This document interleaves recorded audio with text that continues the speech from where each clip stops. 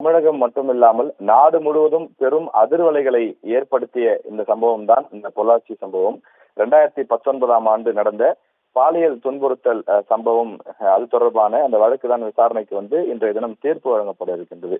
கிட்டத்தட்ட ஒரு 6 ஆண்டுகள், ஒரு 5 ஆண்டு விசாரணைக்கு பிறகு இந்த தீர்ப்பு வழங்கப்பட இருக்கின்றது. அந்த குற்றவாளிகளுக்கு கடுமையான தண்டனை வழங்கப்பட வேண்டும் என்று அந்த பாதிக்கப்பட்டவர்கள் தரப்பிலிருந்து கடுமையான வாதங்கள் முன்வைக்கப்பட்டிருக்கிறது. இளம் பெண் ஒருவர் தன்னை அண்ணா அடிக்காதீர்கள் என்று சொல்லக்கூடிய அந்த வீடியோ பார்ப்போருடைய நெஞ்சை எல்லாம் பதற வைக்கக்கூடிய வகையிலே அன்றைய தினம் வெளியாகி இருந்தது.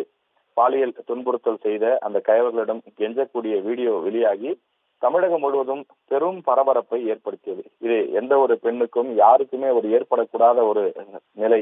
இது போன்று அந்த காம கொடூரர்கள் எப்படி இது போன்று கயவர்கள் இந்த செயல்களில் ஈடுபட்டார்கள் என்று கடும் குற்றச்சாட்டுகள் இருந்தது. இந்த நிலையிலே தான் இந்த விசாரணை தொடர்ச்சியாக நடைபெற்ற நிலையிலே பொள்ளாச்சி மாவட்டத்தில் இருக்கக்கூடிய சில பண வசதி படைத்த இளைஞர் கும்பல் பெண்களை காதல் வலை வீசி அழைத்து வந்து அவர்களை பாலியல் துன்புறுத்தல் செய்ததுடன் அதை வீடியோவாகவும் எடுத்து வைத்துக் கொண்டு மிரட்டி வந்ததும் தெரிய வந்தது.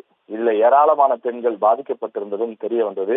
குறிப்பாக அதிமுக ஆட்சி அப்போது இருந்த காலகட்டத்திலே இந்த விவகாரங்கள் வெளியில் வந்தவுடன் அப்போது இருந்த எதிர்க்கட்சிகள், குறிப்பாக திமுக பெரிய அளவிலே போராட்டத்திலே இறங்கியது. இந்த வழக்கில் முதலில் சபரிராஜன் என்பவரும், அதன் பிறகு வசந்தகுமார், சதீஷ், மணிவண்ணன், திருநாவுக்கரசு உள்ளிட்ட 5 பேர் கைது செய்யப்பட்டார்கள்.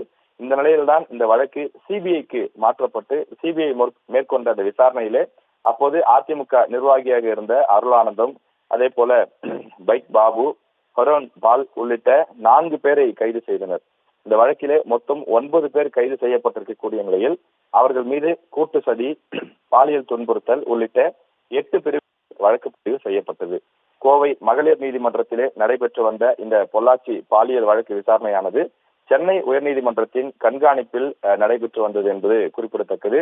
பாதிக்கப்பட்ட பெண்கள் தொடர்பான தகவல்கள் வெளியாகாமல் இருக்க மூடப்பட்ட நீதிமன்ற அறைகளில் விசாரணையானது நடத்தப்பட்டது.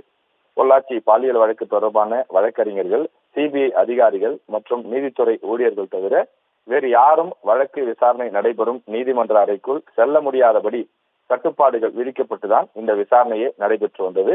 இந்த நிலையிலே இந்த விசாரணை மீதான அந்த அத்தனை குறுக்கீடுகளும் விசாரிக்கப்பட்டு இன்றைய தினம் தீர்ப்பு வழங்கப்பட இருக்கின்றது.